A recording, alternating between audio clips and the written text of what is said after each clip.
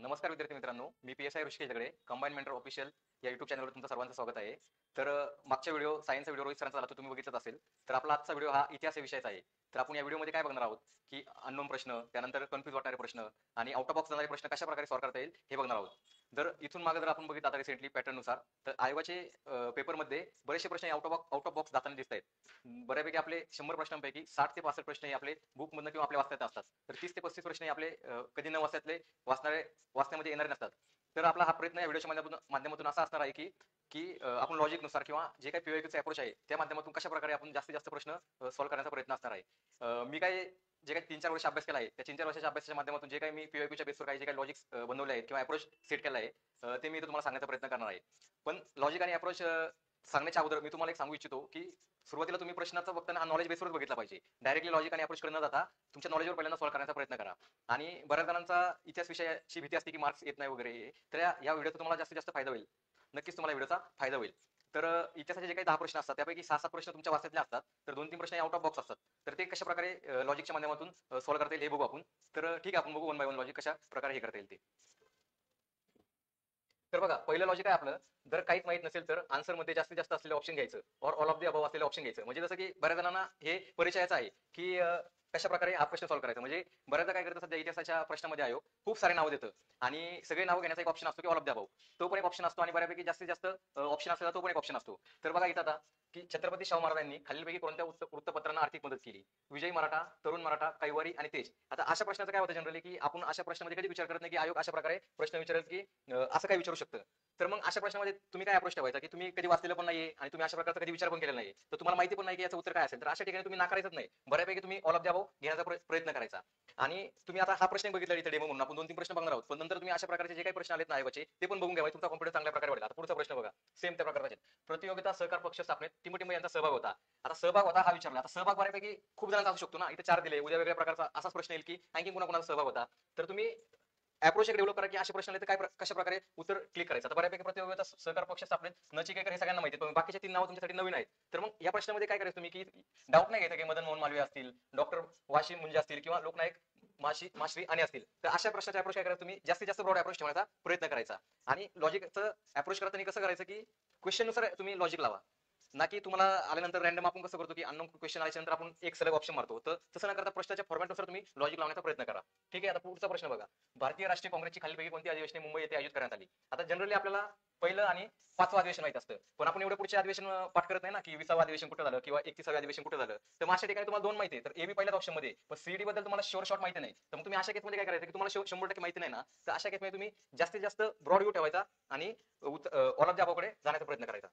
आता इथं पण बघा, क्रांतिकारक सेनापती बापट यांनी खालीलपैकी कोणत्या चळवळी आंदोलनामध्ये भाग घेतला होता? तर गोवा मुक्ती संग्राम, आता हे माहित नसतं आपल्याला. त्यानंतर हैदराबाद मुक्ती संग्राम, तर हे माहिती असतं. संयुक्त महाराष्ट्र चळवळ हे पण माहिती असतं. महाराष्ट्र मैसूर सीमा आंदोलन हे माहिती नसतं आपल्याला. तर ब क, आता ब क कुठे कुठे आहे? ह्या ऑप्शन मध्ये आहे आणि ह्या ऑप्शन मध्ये आहे. मग ब क इथे आहे, तिन्हीपैकी काय मारायचं? तर अशा केसमध्ये काय करायचं की तुम्हाला माहिती नाही ना, पण हे असू शकतं का? महाराष्ट्र मैसूर सीमा आंदोलन आणि गोवा मुक्ती संग्राम. तर अशा केसमध्ये काय करायचं, आपल्याला माहिती नाही असू शकतं का, तर थोडा विचार करायचा का असू शकतं का, तर त्या केसमध्ये असायला पाहिजे त्यावेळेला वरीलपैकी सर्व उत्तर हे लिहायला पाहिजे. त्यानंतर पुढे बघा, आता हा थोडा वेगळ्या प्रकारचा ऑल ऑफ द पॅटर्न मध्ये नाही, पण थोडासा वेगळा प्रश्न आहे हा. 1857च्या उठावाविषयी खालीलपैकी कोणती विधाने बरोबर आहे? भोरचे पंत सचिव चिमाजी रघुनाथ प्रथम यांनी रंगो बापूजी गुप्ते यांना विश्वासघाताने इंग्रजांच्या हवाली केले, तर हे बरोबर आहे. नागपूरच्या भोसले घराण्यातील राणी बाकाबाई यांनी बंडवर यांना पाठिंबा दिला होता. आता आपल्याला हे माहिती की यांनी पाठिंबा दिला, हे ब शॉर्ट शॉर्ट बऱ्यापैकी सर्वांना माहिती असतं. तर हा ऑप्शन ऑटोमॅटिकली एलिमेंट होतो. आता राहिला प्रश्न की तुम्हाला आता खालचे 2 स्टेटमेंट माहिती नसले तरी चालेल, पण तुम्ही अप्रोचने जर गेला तर आपलं काय ठरलं की जास्तीत जास्त वाला ऑप्शन घ्यायचा. तर मग अशा केसमध्ये अकडे उत्तर येणं तुम्ही अपेक्षित आहे. ठीक आहे. आता पुढचा प्रश्न बघा की इसवी सन 1919 मध्ये ब्रिटिश सरकारने घटनात्मक सुधारणा दिल्या कारण क्रांतिकारकांच्या चळवळीमधून भारतीयांचा असंतोष वाढला. काँग्रेस व मुस्लिम लीग यांच्यातील युती, जहाल व मावळ यांच्यातील युती, पहिल्या महायुद्धाने निर्माण झालेली राजकीय परिस्थिती. कारण आता अशा विषयी कारण विचारलं किंवा परिणाम विचारले तर त्या ठिकाणी पण तुम्ही ब्रॉड अप्रोच ठेवायचा. ठीक आहे. तर इथं पण तुम्ही वरीलपैकी सर्व लिहिणं अपेक्षित आहे. ठीक आहे. आता इथं बघा, इसवी सन 1875 मधील शेतकऱ्यांचे उठाव कोणत्या भागामध्ये झाले होते? बिमडी, शिरूर, पारनेर, नगर. आता अशा प्रश्नामध्ये आपण 2च ठिकाणी वाचलंय की नगर आणि पुणे, पण त्यांनी यावेळेस आयोगाने काय केलं, पुढचा प्रश्न विचारला की तालुके विचारले त्यामधले. आपले जनरली वाचण्यात आलेले नसतात. मग आपण या ठिकाणी काय करायचं की जास्तीत जास्त कुठल्या ऑप्शन मध्ये आहे, तर ते 3 नंबरच्या ऑप्शन मध्ये अ ब ड दिलंय. तर तुम्ही अशा प्रकारे विचार करू शकता. ठीक आहे. आता लॉजिक नंबर 2 बघा, काय की उद्देश हा स्पेसिफिक असतो. जर उद्देश विचारला तर सिंगल ऑप्शन वाला आन्सर घ्यायचं. आता बऱ्यापैकी इतिहासाच्या म्हणजे माझं ऑब्झर्वेशन मध्ये असं आलं की ज्यावेळेला आयोग उद्देश अशा प्रकारे प्रश्न विचारतो त्यावेळेला एक स्पेसिफिक उत्तर असतं म्हणजे सिंगल ऑप्शनवालं उत्तर असतं. आता ठीक आहे एक्झाम्पलच्या माध्यमातून मला जास्त चांगलं कळेल की 1 नोव्हेंबर 1866 रोजी स्थापन झालेल्या ईस्ट इंडिया असोसिएशन संस्थेचा उद्देश काय होता. तर उद्देश काय होता हे एक सिंगल वाला तुम्हाला सांगितलं लॉजिकनुसार. तर सिंगल ऑप्शन ऑप्शन क्रमांक 3 आणि ऑप्शन क्रमांक 4 मध्ये आहे. तर मग तुम्ही अशा प्रकारे इथं 50-50% उत्तरापर्यंत पोहोचू शकता. आता इथं सी आणि डी इथं विचार करायचा तुम्ही. सी मध्ये काय आहे की लोक शिक्षण आणि डी मध्ये काय आहे की धार्मिक शिक्षण. आता आपल्याला माहिती आहे की अशी कुठली संस्था नव्हती की त्यांनी धार्मिक शिक्षण शिकवले त्याच्यामुळे सी उत्तर तुमचं ऑटोमॅटिकली निघून जातो. म्हणजे तुम्ही इथं 50% पर्यंत जरी आला ना तर तुम्हाला कळून जाईल की कशा प्रकारे उत्तरापर्यंत पोहोचायचं. आता आणखी एक प्रश्न बघू अशा प्रकारचा ब्रिटिशांच्या व्यापारवादी अर्थव्यवस्थेत खालीलपैकी कोणता उद्देश होता. आता सेम पॅटर्न या तर बघा काय होतं आपण काय ठरलं की उद्देश असं काय विचारलं की सिंगल ऑप्शनकडे जायचं. ऑप्शन क्रमांक 3 आणि ऑप्शन क्रमांक 4 मग तुम्ही सी आणि बी मध्ये विचार करू शकता. सी मध्ये काय की आर्थिक घटकावर नियंत्रण आणि बी मध्ये काय जास्तीत जास्त नफा. आता एक्झाम हॉलमध्ये तुमचा आता अप्रोच कशा प्रकारे राहील हे तुम्ही तिथे ठरवू शकता पण तुम्ही ऍटलीस्ट या अप्रोचने 50-50% पर्यंत तरी पोहोचताय. ठीक आहे आता पुढचं बघा आता लॉजिक क्रमांक किती आता ऑल ऑफ द अबाव नसताना आयोग काय करते की आता आयोगाला पण कळलंय की मुलांना काही येत नसेल तर मुलं ऑल ऑफ द अबाव मारतात. तर मग आयोग काही केसमध्ये कसं करायला की ऑप्शन मध्ये 3-3 ऑप्शन देतं. म्हणजे कसं जर आन्सर मध्ये सगळ्या ऑप्शन मध्ये 3-3 ऑप्शन असेल तर त्यावेळी एबीसी ऑप्शन असणारा आन्सर घ्या. म्हणजे कसं बघा पुणे येथील मुलींची शाळा चालवण्यासाठी ज्योतिबा फुले यांनी खालीलपैकी कोणत्या व्यक्तींनी सहकार्य केले होते. आता इथं बघा आता असा एवढा मोठा प्रश्न वगैरे पॅनिक व्हायचं नाही. व्यवस्थित विचार करायचा आणि जे काही मी तुम्हाला लॉजिक सांगितलं ते आपलं होतं का बघायचं. आता इथं बघा की आपल्या जनरली असे नाव दिसले की ऑल ऑफ द अबाव मारायची एक सवय असते. मग खाली बघा की ऑल ऑफ द अबाव आहे का नाही तर मग आपलं काय ठरलं की अ किंवा अ मध्ये मारायचं. तर अशा केसमध्ये काय करायचं तुम्ही जास्तीत जास्त मारण्याचा प्रयत्न करा कारण आयोग चुकवताना खालून चुकवतं. ठीक आहे आता हा पण सेम पॅटर्न बघा सेम क्वेश्चन आहे खालीलपैकी कोणत्या व्यक्तींनी प्रार्थना समाजाच्या माध्यमातून धार्मिक व सामाजिक सुधारणाचे कार्य केले होते.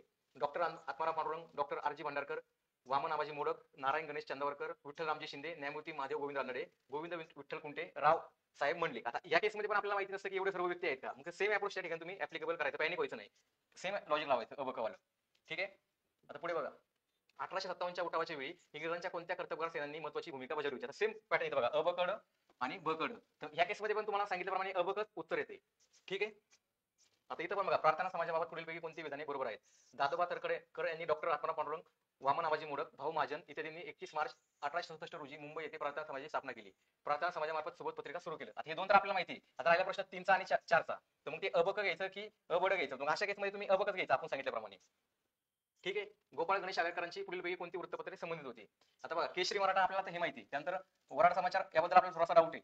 सुधारक हे दोन तर फिक्स होते ए आणि सी. आता ए आणि सी एक ऑप्शन क्रमांक 1 आणि ऑप्शन क्रमांक 2 आहे. आता राहिला प्रश्न बी घ्यायचं की नाही तर आपलं काय ठरलं की जे आपल्याला काही माहित नाही किंवा ते काही नाही त्याला आपण अप्रोच मध्ये घेऊन जातो ब्रॉड अप्रोच होतो. मग अशा केसमध्ये एबीसी उत्तर तुम्ही लिहिणं अपेक्षित आहे.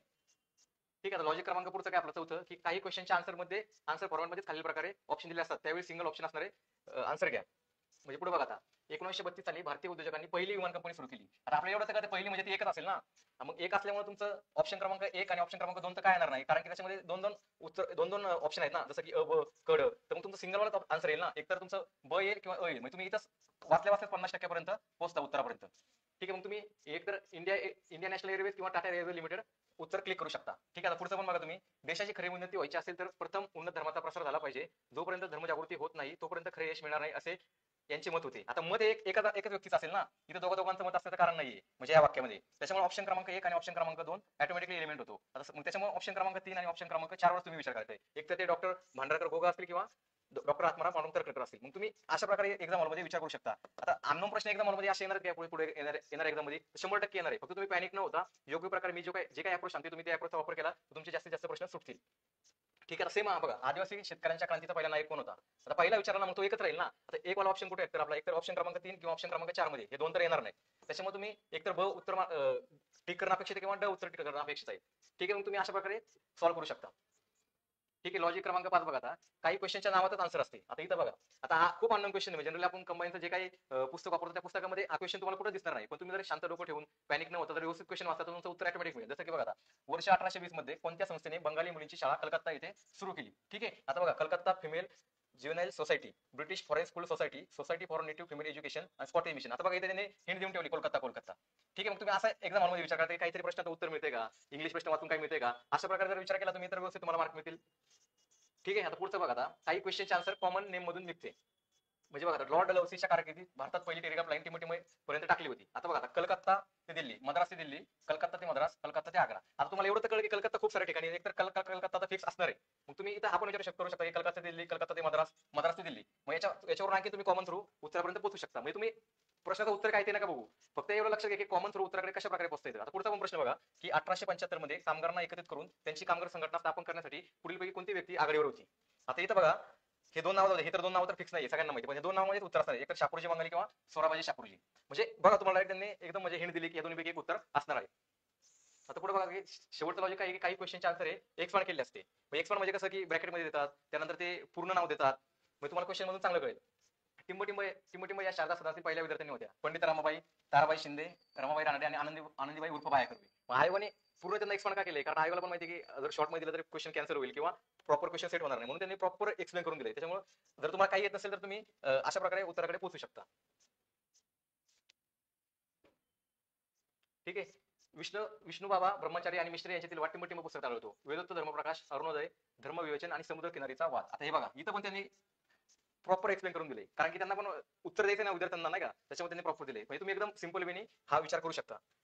ठीक आहे. पण हे लॉजिक केव्हा लावायचं, जर ज्या वेळेला तुम्हाला काहीच येत नसेल किंवा उत्तरामध्ये कन्फ्युजन होत असेल तर त्यावेळेला तुम्ही हे लॉजिक ऍप्लिकेबल करू शकता. आणि तुम्हाला आता काही ठिकाणी कसं होतं की तुम्ही प्रत्येक ठिकाणी लॉजिक वापरू शकत नाही. तुम्हाला जर नॉलेज येत असेल तरी पण तुम्ही लॉजिक करत असाल ना तर तुमचे प्रश्न चुकण्याची शक्यता आहे. हे लॉजिक केव्हा वापरायचे, ज्या वेळेला तुमचं नॉलेज लागत नाही, तुमच्या वाचण्यात आलेलं नाहीये किंवा तुम्हाला आठवत नाहीये किंवा कन्फ्युजन होते, त्या केसमध्ये तुम्ही हे लॉजिक वापरू शकता. आता हे कसं 3-4 वर्षाच्या मागील पीवायक्यू आहे. तुम्ही काय करा की मागचे प्रश्न काढा आणि सेम फॉर्मॅटचे प्रश्न बघा आणि त्या माध्यमातून मी जे काय सांगितलं ते लॉजिक लावण्याचा आणि तशा प्रकारे प्रश्न सॉल्व्ह करायचा प्रयत्न करा. बघा तुम्हाला कळून जाईल की मी जे काय सांगितले त्याच्यातले बऱ्यापैकी लॉजिक अप्रोच सेट होतोय.